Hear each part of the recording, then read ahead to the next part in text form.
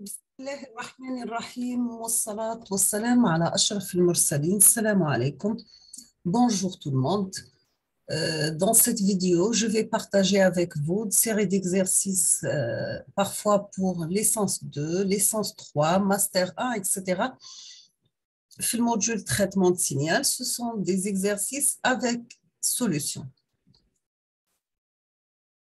Aujourd'hui, on va voir un exercice, donc soit les signaux suivants, X de t, Y de t et Z de t.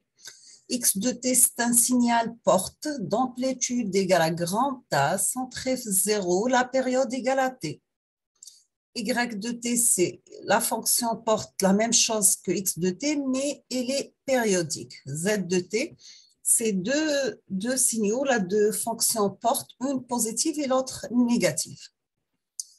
Donc, on vous demande la première question, déterminer la puissance et l'énergie de X de t et la puissance ou l'énergie de Y de t. D'accord? On vous demande déterminer la puissance et l'énergie de X de t et Y de t.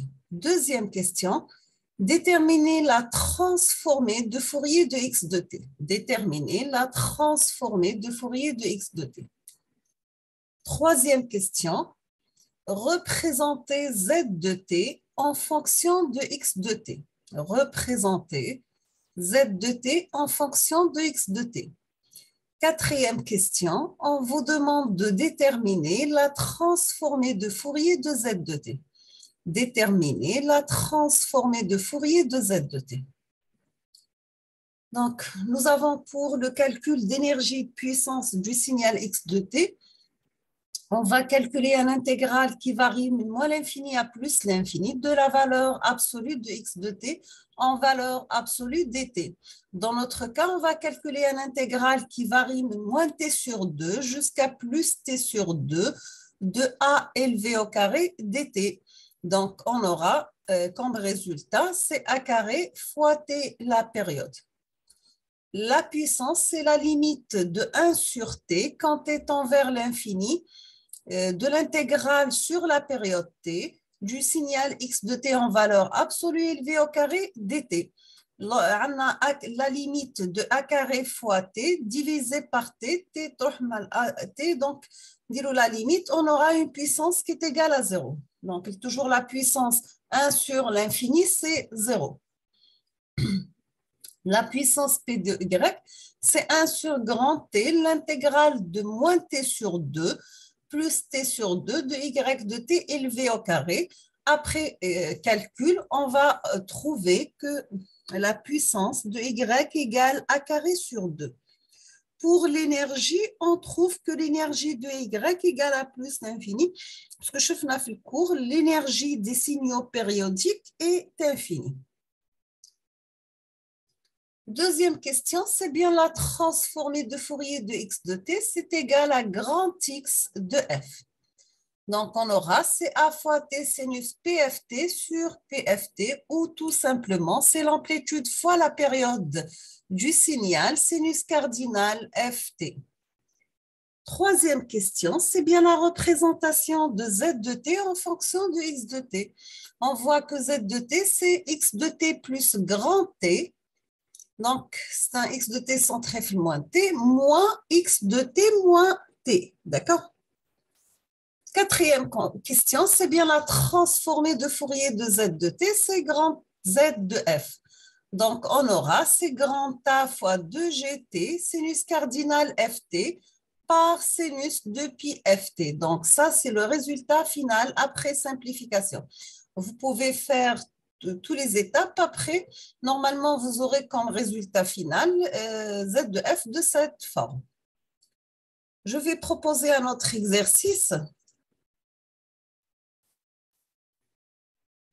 C'est l'exercice numéro 5. On vous demande de calculer la transformée de Fourier du signal X de t égale à exponentielle moins a la valeur absolue de t. Donc, on aura grand X de f égale l'intégrale de moins l'infini à plus l'infini de exponentielle moins a, la valeur absolue de t, par exponentielle moins g de pi ft dt. Donc, c'est l'intégrale de moins l'infini à 0 de exponentielle a moins g de pi ft dt plus un intégral de 0 à plus l'infini. On a décomposé l'intégrale en deux parties puisqu'on dit la valeur absolue de t. Donc, la valeur absolue de t égale à moins t pour t négatif égale à plus t pour t positif. Donc, c'est l'intégrale de moins l'infini à 0 de exponentielle a moins g de pi ft dt plus un intégral de 0 à plus l'infini de exponentielle moins a plus g de pi ft dt. Donc, on aura, c'est 1 sur a moins g de pi f multiplié par exponentielle plus a moins g de pi f fois t entre moins l'infini et 0. Plus moins 1 sur a plus g de pf exponentielle moins a plus g de pft entre 0 et plus l'infini. Comme résultat final, on aura 1 sur a moins g de pf plus 1 sur a plus g de pf. Là, on simplifie. On aura a plus g de pf plus a moins g de pf. Donc, plus g de pf moins g de pf, c'est 0. Il prend a plus a, c'est 2a. A plus b fois a moins b, c'est a carré plus moins un b carré. Donc, on aura a carré, g au carré égale à moins 1. Donc, on aura 2 plus 2 pi f, le tout élevé au carré. D'accord? On passe à notre exercice. Soit les signaux x de t et y de t représentés ci-dessous. Donc, nous avons x de t qui est égal à 1 entre 0 et 1, y de t égale 1 moins la valeur absolue de t entre moins 1,5 et plus 1,5. On vous demande de calculer pour chacun des signaux son énergie et sa puissance. Deuxièmement, représenter le signal résultant de la convolution de x par y. Si on passe au calcul d'énergie, nous avons un intégral de moins l'infini à plus l'infini de x de t élevé au carré dt. Donc, c'est l'intégrale 0,1 dt. Donc, c'était entre 0 et 1. On trouve que l'énergie est égale à 1. Toujours l'énergie lorsqu'elle est finie, on aura une puissance nulle. Pour l'énergie du signal y, c'est l'intégrale de moins l'infini à plus l'infini de y de t élevé au carré en valeur absolue de dt.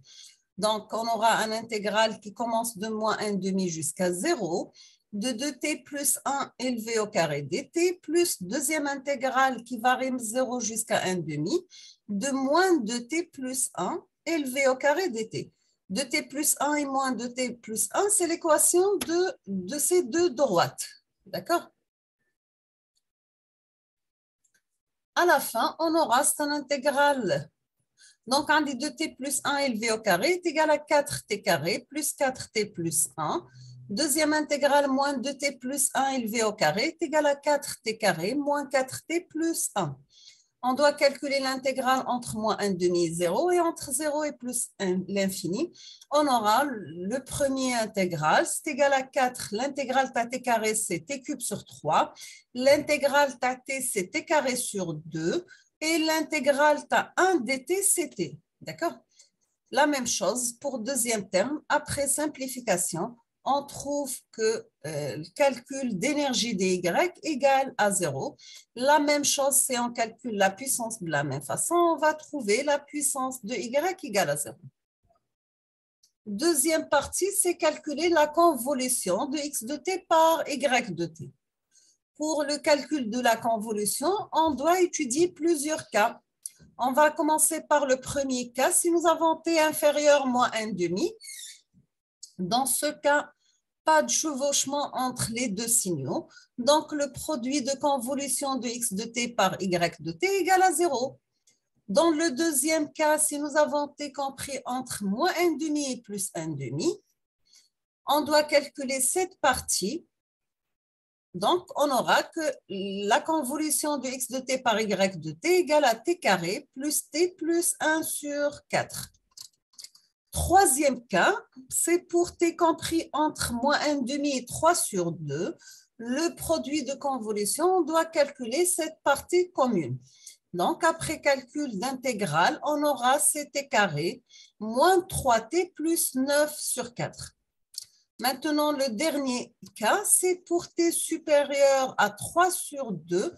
On revient le même cas que le premier cas, mais cette fois-ci, nous avons le signal rectangulaire après le signal triangulaire. Dans ce cas, on aura que x de t convolué avec y de t égale à 0. D'accord?